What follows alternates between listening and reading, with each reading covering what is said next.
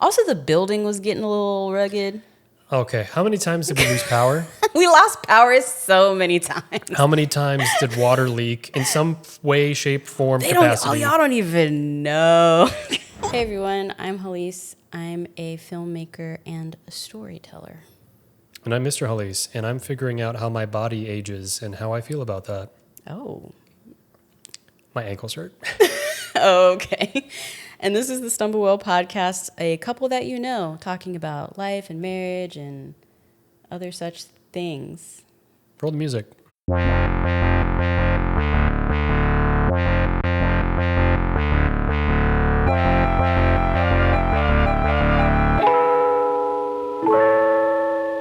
We're back.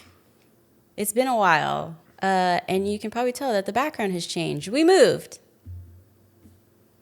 What do you think? Living room. All the same stuff, different location. Basically, which is like all of the moves we've done for the last, 5 or 6 years? Yes, but better location. Super better location. Quieter. Yeah, which is like what this podcast is about. Remember when we used to ask questions? Remember when we asked questions in the beginning? We would pick one of the 7 questions. You know what I'm talking about. Remember? We were going to start to do segments and stuff. Yeah. Are we doing that now? Nah. Okay. In the next one. Remember when we had ideas? Yeah, a little bit. Okay, so officially we have been in Atlanta for over a year. Yep. As of recording this, it's been a year and a half. No, we're almost at a year and a half. Right? A year and 4 months. So a year and a quarter. A year and a quarter. Wait, 4 months? A year and a third. A year and a third. I can't do math. We've been here for a little over a year and a half, a year and a third. We've been here for a year and a third. And I just figured it'd be good to do another, how we feel about Atlanta situation. Oh, Lord. On the podcast. Well, so when I had adult grape juice, got into dug myself a little pit with my feelings, and then the next day, reevaluated my feelings, and I thought, oh, you know what? It's not that bad. Yeah, can you walk me through? So here's what happened, y'all. You have milk or something right here. I think you got it. Okay.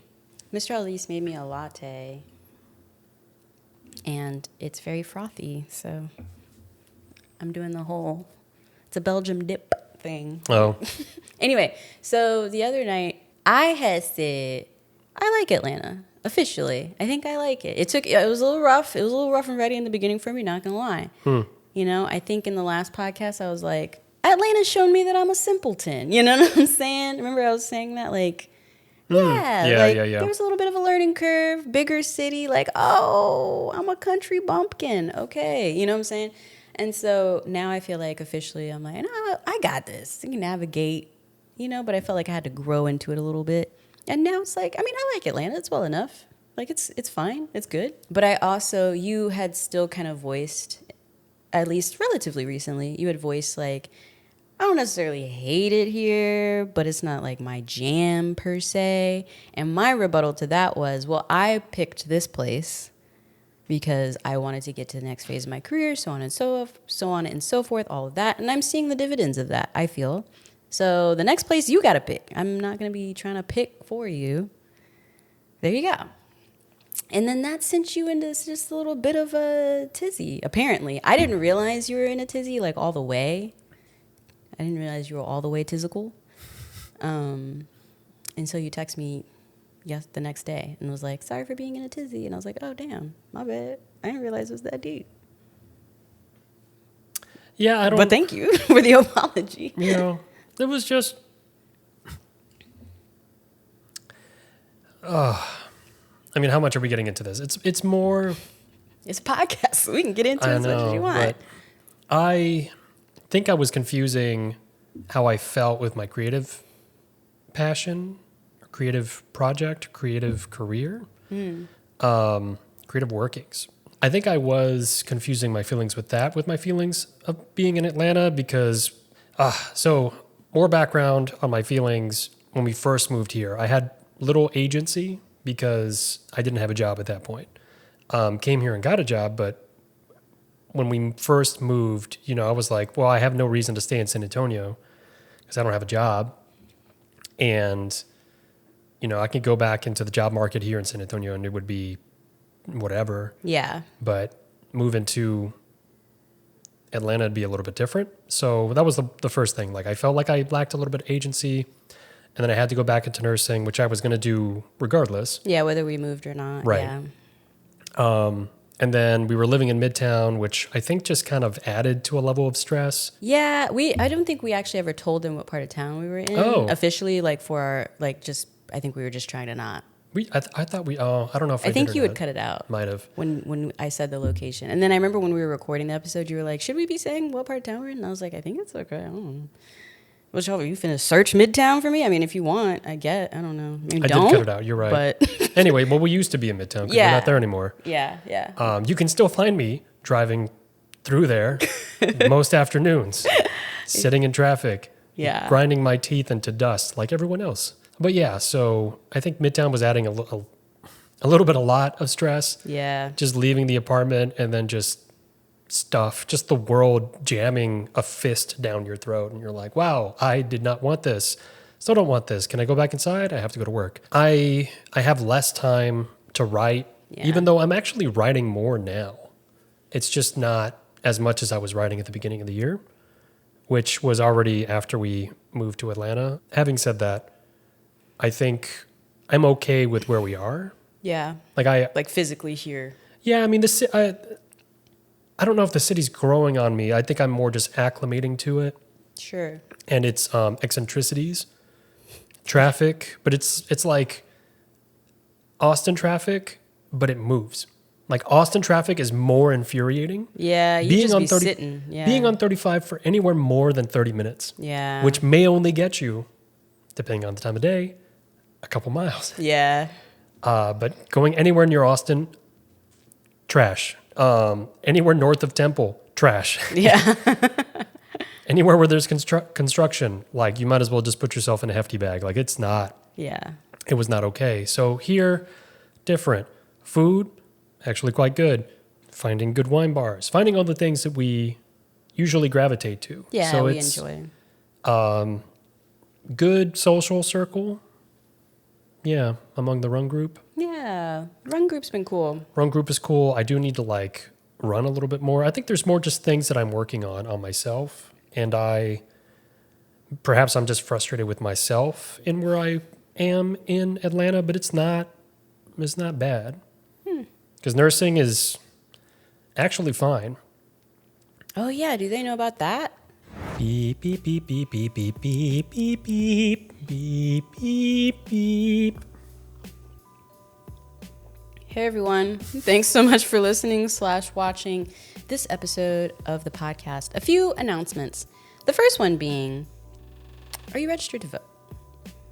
Because here's the thing, because there is an election coming up. I don't know if you've heard, but there's an election coming up here in the United States, and I would hope that you're registered to vote. And more importantly, aside from who's on the top of the ticket and who you're voting for at the top of the ticket, voting down the ballot is something that I feel doesn't get talked about enough. Like people will kind of pop in, just do the top and not check anything else, which is not good because in actuality, not to say that who's running the country at the top of the ticket isn't important, it is, but who's really affecting your day-to-day life is everyone that's down the rest of the ballot, like your commissioners, your education board, who else? Senators, Congress people, what's the other thing? Or it's in the city council person. There you go. City council, breaking it down. City council person. Those are the people that are usually enacting governance and laws that actually do really affect your day-to-day life. So yeah, I would hope that you're registered to vote. And if you are, I'm sure a lot of y'all are sure, but just do me a solid and just go to vote.org and check, because something that is a little, voter disenfranchisement in the United States is actually a thing. You know what I'm saying? So we had this beautiful thing called the Voting Rights Act that happened, I believe, in 1965. And it was dope. But then we had this other thing called Shelby v. Holder that happened in 2013. Is that right? That feels right. Happened in 2013. And basically, the Supreme Court at the time rolled back a lot of the protections that were built inside the Voting Rights Act and basically made them like null. And so because of that, we have quite a bit of voter disenfranchisement here in the United States that is like, ooh. For example, Georgia Senate Bill 202 here, where it's just like a lot of different restrictions that's, not that great. All that to say, vote.org, it's really easy. It only takes like 2 minutes to check and make sure that you're registered.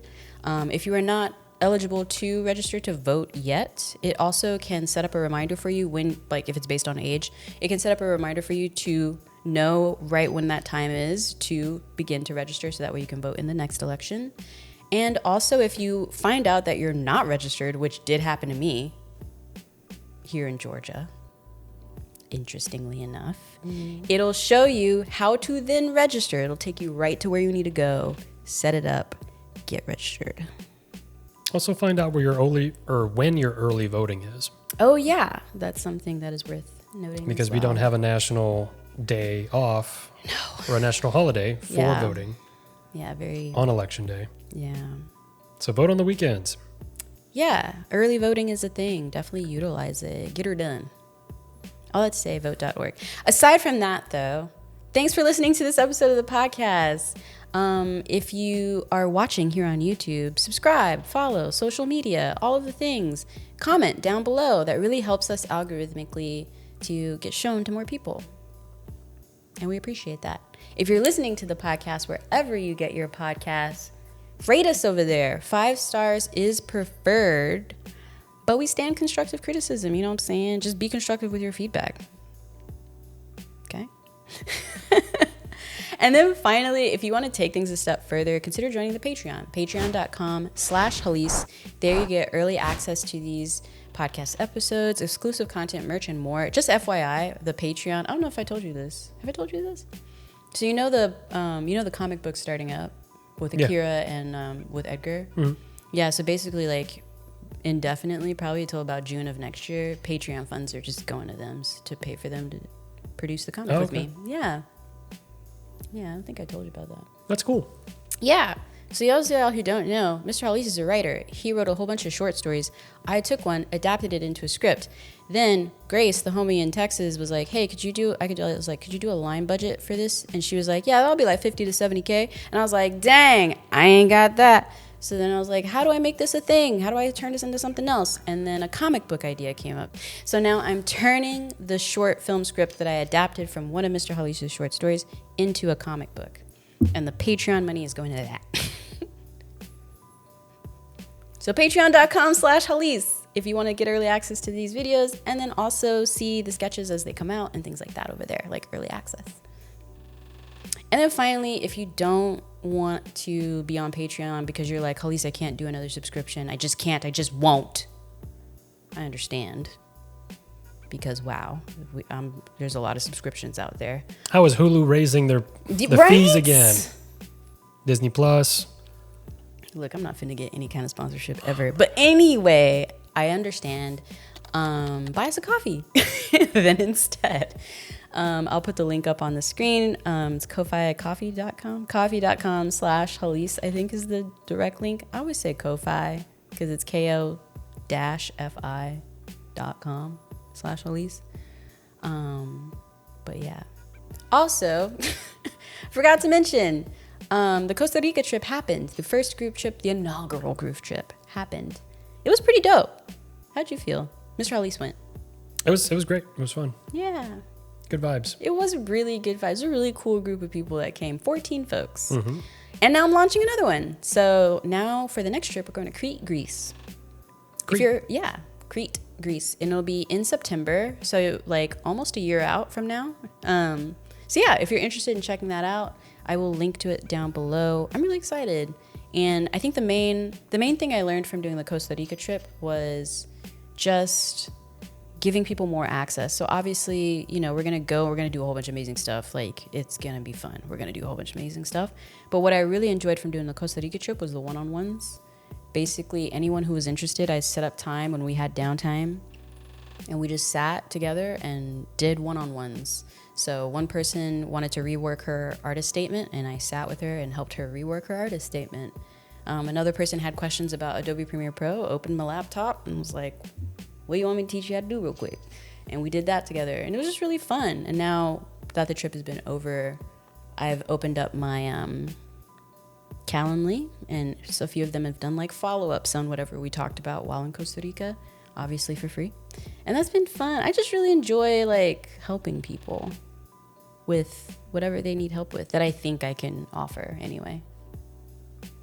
So that's been cool. Sorry, this is a long interstitial. But anyway, yeah, back to the podcast.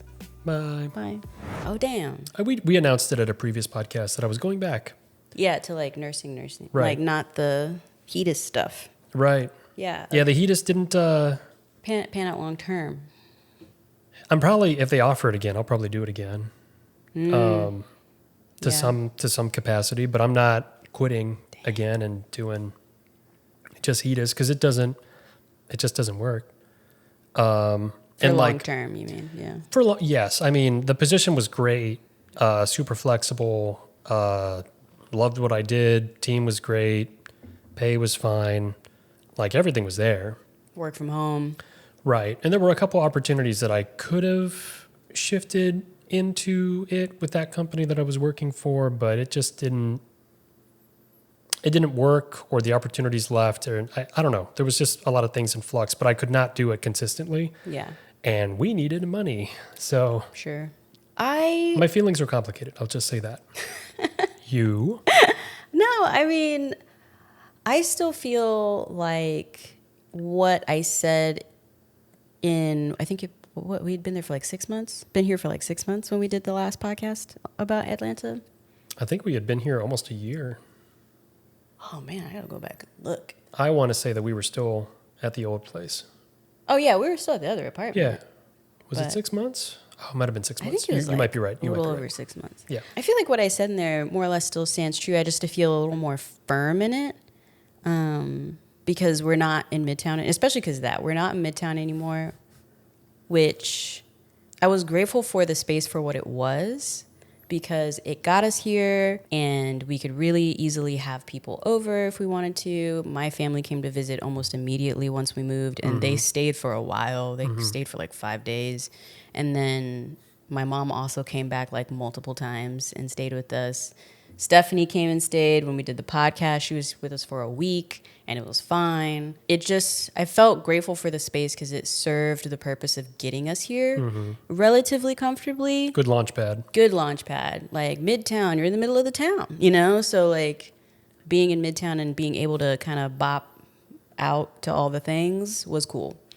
But at the same time, I remember when we first looked at the apartment, I think I was the one that found that one.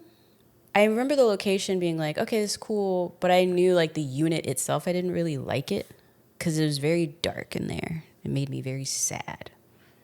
I am melanated. I need sun with consistency, con frecuencia. Or I get sad. So I just remember most of the time in the unit, I just always felt a little sad. And I work from home. Yeah, so it was just like, yeah. And so when you started being like, well, I want to live near, you were the one that said, I want to live closer to Grant Park. And I was like, okay, let's go find places. When our rent was like, our lease was coming up, it's like, let's go find places. Also, the building was getting a little rugged. Okay, how many times did we lose power? We lost power so many times. How many times did water leak in some way, shape, form, capacity? Y'all don't even know. You were gone. I was gone. He had to deal with it. You were in South Africa. I was halfway around the world. Living the dream. I was literally halfway around the world. Meanwhile, I had noise-canceling headphones in every waking moment. We really should have done what Stephanie said and asked for a rent abatement, because that was like kind of dumb. We should have done that, actually. We really should have. Our situation in Midtown, our experience in Midtown was like someone just slowly driving their elbow into you forcefully at different, like with different levels of force. Yeah. from time to time. And then when it came time to possibly move, I was like, no, it's fine. Yeah, that As was Midtown was like, again, hitting me with its elbow. Yeah, it was very fascinating because on a whim, kind of found this place, which is delightful, and I was like, "Let's go look at this place." And you just had a little bit of apprehension about leaving, but I've come to learn that that's just you air your grievances, but when it comes like unless you're really done, like you have to be really done. But then that's not true because you're so quick to leave stuff too. I don't know. I was just comfortable, one. And then two, I was ready to go, ready to go to a different unit, but we just couldn't find a spot that seemed to check enough boxes. Yeah. What was that other place we looked at that we actually were kind of serious about? We almost, right. Next to Vinoteca. Right. That spot, remember? It was an older But that was also complex. dark. Yeah, and that was why I was kind of like... It was cheap-ish. They were running a special. It was pretty cheap. But it was dark. Yeah. I was like, it's sad in here. Makes me sad. Well, we had put down a deposit, remember? Because we did. we had no idea what was happening. But it was very low. It wasn't too... Yeah. It wasn't crazy. Yeah. It was like maybe $100, $200 total. But I mean, I was willing to leave. It was more just like, I don't know, something between all the properties that we saw. It just wasn't doing it for either you or me. Yeah. Because I was ready to move. I was like, well, let's go. We're moving. Yeah. But then we saw this place and you were still kind of like, I don't know. Well, once we got here, I thought you were like, I don't know. And I was like, but we're here already. This is what you said you wanted. Yeah. It takes me a minute because I have preconceived just ideas about neighborhoods. Yeah. And it just takes a minute. You immerse me in something and I'm like, this feels kind of viscous. I don't know. And then I realize, it's Jell-O. I like Jell-O. I can eat Jell-O. I can eat pudding all day. Yeah. Because we're close-ish to a highway. We are close to like a neighborhood that's still a little rough around the edges. Are we? It's a ways away. It's like half a mile. Oh, okay. But it's still like, so what is it? And it's like, no, there's no. Well, you remember this morning on the run, the new person we met on the run this morning, and we were running through like near here. Mm-hmm. And she was like, because she's from Atlanta and moved back after almost a decade of being gone to a couple different places. And she was like, yeah, it's so interesting to run through here now because I remember when it did not look like this. Yeah. And she was like, but it's a nice balance of like, okay, cool, it's up and coming, but it doesn't look like they're pushing people out, which is interesting. And I was like, oh yeah, so what? Because, we're here just in the aftermath of it almost. Or like, we're here probably like when it's like 80% done essentially. Like, I think it's almost pretty much done with whatever the push would be for this area. I mean, yeah, I don't like using the G word, but yeah, money has been reinfused into the area. Yeah. But there's still a lot of... I don't know if there's a lot. Well, there's still relatively low-income folks that can still afford to stay here right. and be here, which is cool. Us included, I think, because, like, this unit is actually quite large, and the fact that we're paying what we're paying is like, y'all check out these move-in specials, because, like, dang, these move-in specials, dope. Anyway, all that to say, it was interesting to hear, like, an Atlantean's perspective of the area who's been, like, bopping around Atlanta for a while and be like, because she kind of just moved back to the state, and so she was like, this dude wasn't like this a decade ago. I was like, oh, okay. So, yeah. All that to say, I don't know. I mean, yeah, the city's changing. Are we part of the problem? Maybe. Yeah, I mean, I've heard too many people say, like, okay, so any new people that come in, you just tell them to leave. Yeah. It's like, yeah, I mean, I get it. Traffic is bad. Yeah. Well, on our last podcast episode when we talked about Atlanta, there was a couple of those folks in the comments. They're like, can't come here and complain, get out. I was like, okay. I mean, you're not wrong. That's an opinion to have in the comments. That's the only way you can voice it, so you do you. I just disagree. Y'all don't know me. I complain and do nothing, and then I'm just sitting here. But I can complain. Yeah. You were born of the complaint. Some people adopted it, but I was born of Yeah, it. you were born of it. I actually feel like, and I think this was maybe what set you off when we had our discussion off camera a couple days ago, where I just acknowledged like I don't really have a reason to leave Atlanta Right. anytime soon. Like I mean, unless someone or some entity offers me something where I need to move, I still feel like the next plausible thing that would maybe happen for me is, you know, like, and I'm not saying I don't want this to happen, like I'm open to it, is that I end up having to go to LA because something that I create gets sold and like I'm working on it with a major studio or distribution or just a major like production house of some kind, you know? And I feel like that would be the thing that would make me leave here. But it would make me leave here. I wouldn't be seeking to leave, if that makes sense. Right. I mean, that's not what I want. Yeah, I mean, Necessarily. I want that opportunity. I would love for something like that to happen, and I don't have to leave here. You know, that would be the most ideal situation, I feel. Because, I mean, no shade to LA. It's just not where I enjoy being long term. Sorry to say that to you people. But A burrito is not Mexican. they never said it was. They do. They It's insist just upon of it. their culture over there. Over there. But I like Atlanta because it's like, I know a lot of people have their beef with Hartsfield Jackson International. I like it. I'm able to get to most of the world pretty easy. It was direct flight to South Africa, 15 hours, but it was direct. I didn't have to go to New York. I think the problem with some folks with Atlanta is that they have an idea of what Atlanta was pre whatever it is now. Sure. So like 10 years ago, oh, traffic wasn't that bad. And, Sure. you know, you could do blah, blah, blah. And now it's just a different being altogether. And you and we're just wandering through it and saying, yeah, you know, that's fine. We can accept this. While other people are like, no. Yeah. And in the same way, I mean, I get it because in the same vein of when we used to live in Austin, like I personally feel like I got to enjoy the last bit of what I feel like people think Austin is. I feel like that kind of ceased to exist after about like 2015-ish. I think it died before then. Yeah, probably closer to like 2012. Yeah. Like by the time I was done with my undergrad, that was a wrap on that. But, you know, people still be going to Austin or like, oh my God, it's so cool. But for me and for you, I think as well, like whenever we go back, we're just like, but I remember when. I don't want to get into a diatribe on Austin. I know. But it was when you could still have small town feel. Yes. And downtown and all the crap that was in downtown, compartmentalized, encapsulated. Yeah. Like a tuberculum nodule, like a TB nodule in the lung. So negative. No, but it was just like, you know, like there was all the buildings, all the traffic and all the whatever. It was downtown. But if you weren't going downtown or in downtown, you were fine. Even, Sure.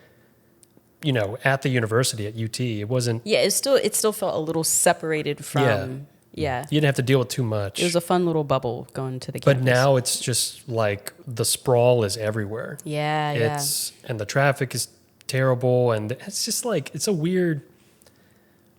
a weird feeling. And so if you want to go there and enjoy what it is, that's fine, but it's not what it used to be. Yeah, but I think you're right. I think people have that same feeling that grew up here in Atlanta. Right. Have that feeling.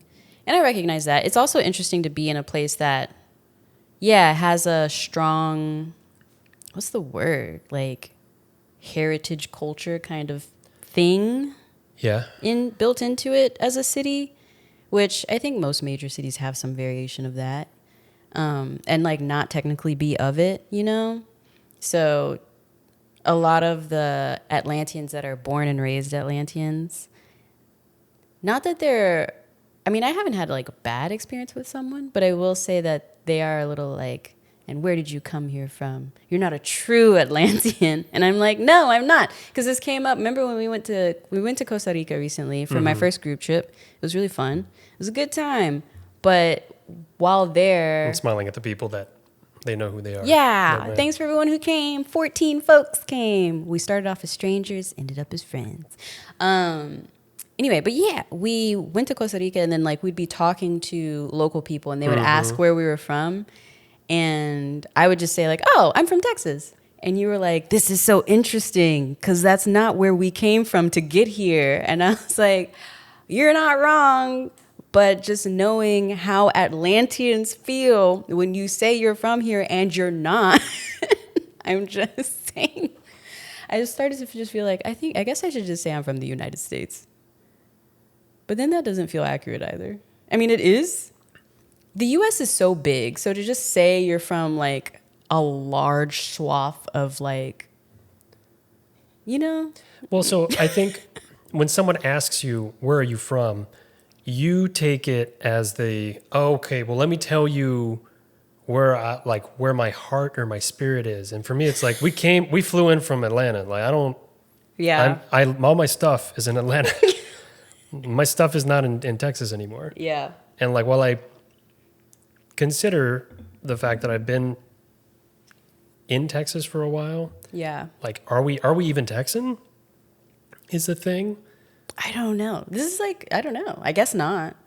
No, I mean, I guess not. They lost us, and Greg Abbott was like, "Oh, we purged 1 million people from the voter registry." This guy. And it's like, well, yeah, that's because we moved.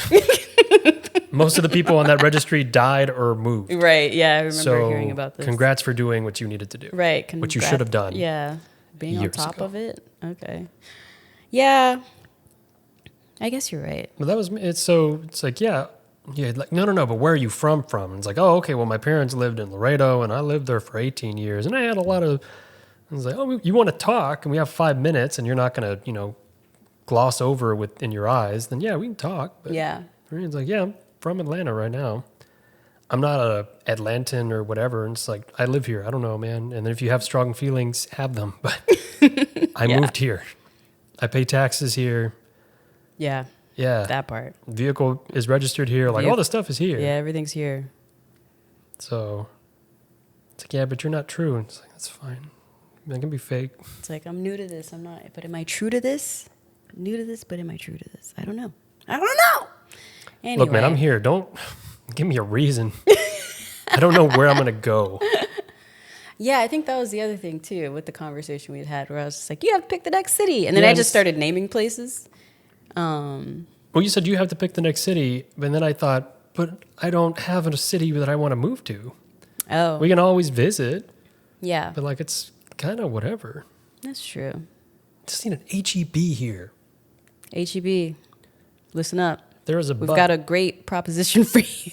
You would kill it in Atlanta. Oh, man. HEB, you would clean up so well here. If you could get the supply chain right. Yeah, which they do. They do. Right. They will. They would. Will. But aside from my family, I think HEB, my family, my friends, obviously, I think HEB's like the one thing. They paint a word picture for you. You walk into the Kroger, and it's fine. There's everything else, people shopping, it's fine. But you walk into the meat department, assuming that you eat animal meat. Yeah. You walk into the meat department, and it all of a sudden turns into nothing.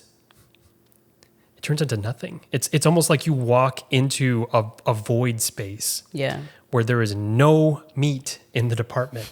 There is a single lone piece of chicken. There are no whole chickens. You ask somebody for anything else in the back, and they bring you the wrong item.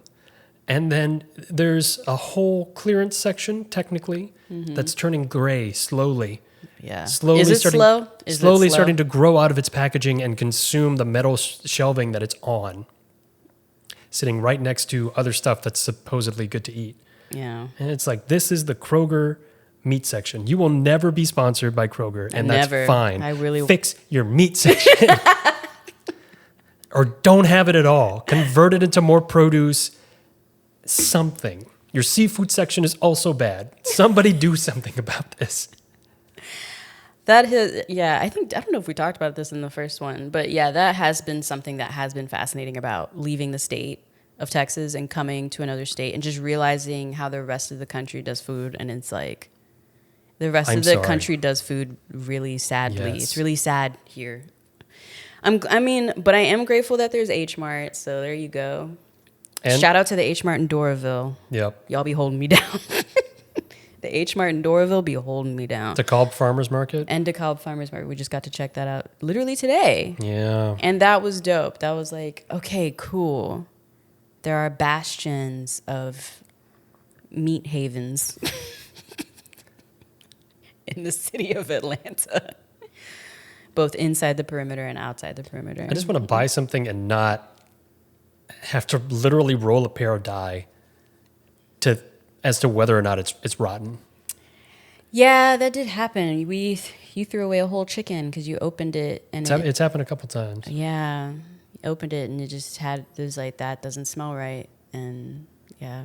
You walk Or up, remember that one time we made some salmon and we were just was like, questionable, that yeah. doesn't smell. We're not going to risk that. we threw it away. We threw it away. Or composted it and composted it. Right. Oh, I do appreciate that. That's something that San Antonio was really just trying to get up and running and like didn't do well yet, which was composting. But Compost Now here in Atlanta is actually like good. It's like really on top of it. They're Well, I don't know really if they don't have citywide composting here. No, it's Compost Now. But Compost Now goes like almost through like all inside the perimeter. Compost Now is in a couple different cities, like all through the South, like around here. It's like No, yeah, but at least Asheville San and, like- Antonio had a composting. yeah, but it didn't do apartments. Right. Yeah, it just did homes. So that was why we had to do Compost Queens. Shout out to Compost Queens in San Antonio.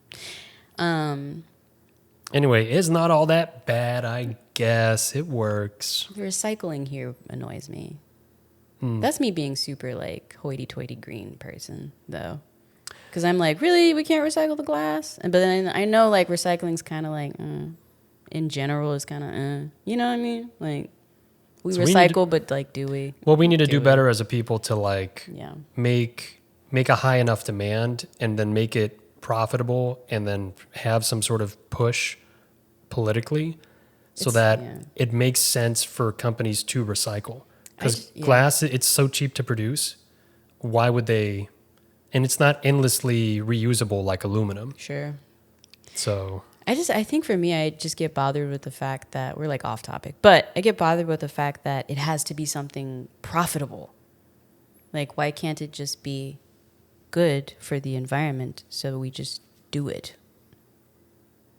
But that's just me. I mean, I know that it has to be profitable. We live in a capitalist society. It has to be profitable or nobody's going to do it. But I'm just like, damn, I wish that wasn't a criteria to do the right thing. It's like healthcare. It's like, oh, well, that's not going to happen because it's not profitable. It's like, yeah, but is healthcare supposed to be profitable? American healthcare. Sure. Anyway. All that to say, Atlanta. I like it. My latte is kicking in. Thanks for making it for me. You're welcome. I'm fine with Atlanta. I'm fine with it. Cool. I'll take that. You Yeah. were very not It fine wasn't with hating. Yeah, I'm not hating it anymore. So I'm fine with it. I'll take that. Yeah.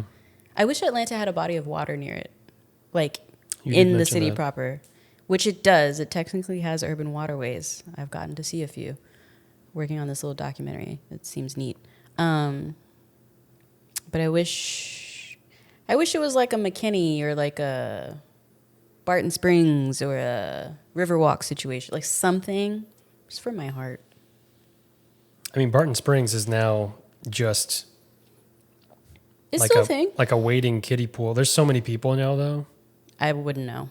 I mean, when's the last time I've been? My understanding of it is it's just like it's just what is it? It's like a foot soaking tub now. Oh, I feel like I've seen. Well, like, no, not in terms of like the depth of the water, but just the No, like amount of amount of people. people, Yeah, yeah. and it's like, ooh, do I want to be here?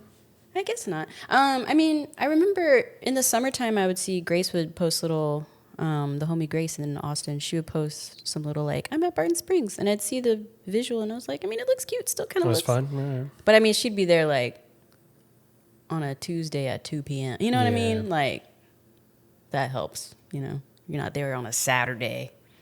Everybody's there. So, anyway, all that to say, in the comments below, I feel like that's a great, that's an ending. I mean, I don't hate it. I think that's just the takeaway. Yeah. Well, the opinion's changed, I guess. Yeah. In the comments below, what do we want to ask people? In the comments below, if you live inside Atlanta proper, inside the perimeter, where do you get your food? in the comments below, give us a rundown of where you go to get your food. I remember last time everybody was like, Aldi's. And I was like, yeah. I've heard okay things with Aldi's. Like, Yeah. for a budget, is it German? Yeah, I think they're chain? German. It's fine. Like, you The just go Deutsch. there and you get, non-name brand stuff, and Yeah. it's fine. I keep forgetting that Trader Joe's is technically here too. I keep Way forgetting too expensive. that. And Whole Foods. I was Whole about Foods to is say the other fine. one, which is not. Oh, Okay. right. It's another HEB property. Anyway, let us know where you get your groceries in the comments below. And then also, I want to ask something else that's like Atlanta specific for people to comment on. Oh, I got nothing. You got nothing? All right. Well, As a non-native Atlantean, I don't know if I can. As somebody who just lives here yeah, and isn't of here, sure. it's like, I don't. For the here we go. For the people that are of here, of Atlanta, you're not new to this. You've been true to this. Like, what would you want to see change about Atlanta to make you not have?